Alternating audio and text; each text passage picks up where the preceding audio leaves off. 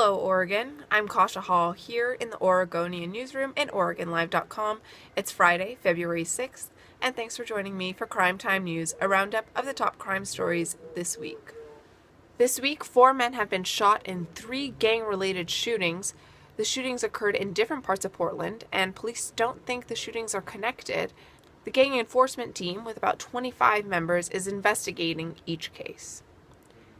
This week, Emily Smith brought you the story of how a judge ruled that no crime occurred when a man crouched down in a Target aisle and snapped photos up a 13-year-old's skirt. The judge said the behavior was lewd and appalling, but it didn't violate any statute on the books. The law bans secret photography in all places where people should expect privacy, like bathrooms or locker rooms. But the aisle in Target was a public place. A man has been found guilty of slicing open the abdomen of a Southeast Portland resident, causing the man's intestines to spill out. The incident occurred when the victim was confronting Andrei Kukravsky about stealing a bicycle last June. Kukravsky was found guilty of 10 charges. He faces a minimum of 7.5 years in prison, but could get as many as 40. A Portland man who said he didn't know exactly how his girlfriend's 1-year-old daughter ended up with a cracked skull was found guilty Thursday of assaulting her.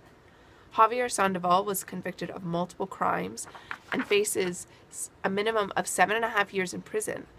Sandoval testified that before the girl was taken to the emergency room, she slipped off a kitchen counter, was headbutted by an angry playmate, and tumbled down concrete stairs while she was under his watch. The jury didn't believe him. And finally tonight, this took some determination. Tigard police say a woman climbed inside a drive-through window of a Burgerville to cook herself a burger Tuesday morning. She was interrupted when an employee showed up for work around 4:30. She was wearing an apron and plastic gloves, but she was still arrested on suspicion of second-degree burglary. That's all I've got for you this week. Join me next week for another episode of CrimeTime News. Until then, you can keep checking the Oregonian and OregonLive.com for the latest on these stories and more.